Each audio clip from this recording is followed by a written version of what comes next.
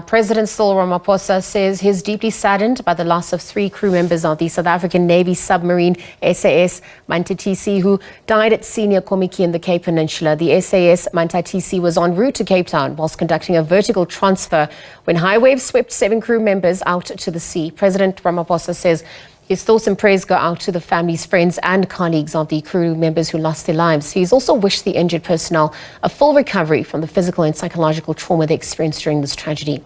Our SABC News reporter Vanessa Poonah is tracking that story for us. Vanessa, good afternoon. Perhaps you could bring us the latest on your end as we await the briefing that's also set to take place rather shortly. Yes, good afternoon to you. And at this hour, we are standing at the Simonstown Naval Base. Of course, this is from where the submarine, the SAS Manthatisi, had launched en route to Cape Town, of course, when the disaster struck late yesterday afternoon. And we do expect members of the SANDF and Navy to conduct that media briefing. It was set down, scheduled for 4 o'clock.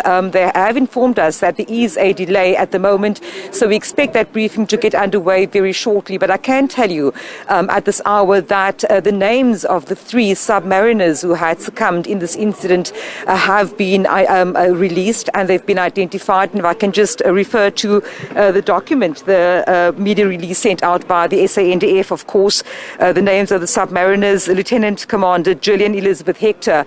She, of course, the first female in Africa to navigate a submarine, as well as Master Warrant Officer William Masela Matipa, coxswain, and Warrant Officer Class 1 let me repeat that again, Mokwapa Lucas Mujela. He was a coxswain under training. Of course, those names of the 3 deceased have been released. We are awaiting, of course, more information on the conditions of the injured personnel. We know, as far as everybody else at this point in time, that they have been hospitalized and are receiving treatment. And of course, just arriving here a short while ago, I can tell you that we did see some personnel obviously still in shock and grief following what had transpired to their colleagues. Of course, we are not at this moment allowed to reflect or to show visuals of the vessel in question, but we are indeed awaiting that media briefing. You correctly said there earlier that in a statement, the President, who's also the Commander-in-Chief of South Africa's Armed Forces, having sent his condolences to those bereaved families and also wishing a speedy and full recovery after what was indeed a traumatic event for the colleagues of those 3 deceased. And also a statement released earlier by the South African National Defence Union saying that they indeed are sympathising at this moment in time, and also just a reminder to the public to then be cognizant and be aware of the extreme circumstances that members of the armed forces, the kind of risks they put themselves at in the service and defence of the country. And of course, as we await that media briefing at this moment, I can tell you that there are a few staff members who I'm sure will also be attending this briefing. We haven't got clarity yet with regards to who exactly will be addressing us, but we'll bring you up to speed when that media briefing takes place here a little later on this afternoon. Vanessa, thank you. Thank you for that context for now. Perhaps as we await that briefing, perhaps you could speak to the process of conducting a vertical transfer or for TRUP using an SA Air Force Maritime, perhaps in relation to the incident that obviously occurred and claimed the lives of 3 officers. I beg your pardon, could you come again? We were just asking perhaps if you have any knowledge about the process that was being conducted when the 3, when obviously the 3 lost their lives. It was called a vertical transfer for TRUP process, which uses SA Air Force Maritime Lennox helicopters when it was swept off overboard. For those who are not privy to what that looks like, the risks involved, what was being echoed on that front, perhaps as we buy some time before that media briefing?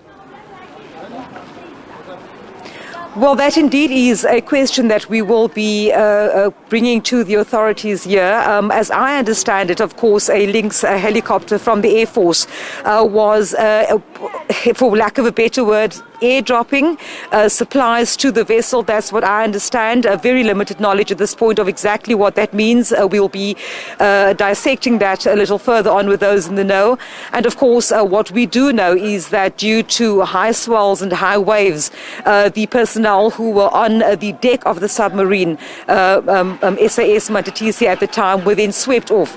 And of course, that operation immediately halted and a rescue operation then ensued. Of course, we do know what had then transpired. There were civilian as well as other agencies, rescue agencies, including the NSRI, EMS, City of Cape Town Fire and Rescue Services, the Air Force. I mean, there was just a host of emergency response personnel on the scene assisting to make sure that that rescue operation got underway. But with regards to your question on exactly what this vertical transfer was, we'll be sure to find out the circumstances, what it was, the circumstances that led to the incident. We also understand that the submarine may have been en route to Table Bay Harbour. We do know that this coming weekend there is a South African Navy festival due to be taking place, and usually what happens at events like that is that various vessels are opened to members of the public for a certain time to have a very rare look at what happens inside South Africa's fleet.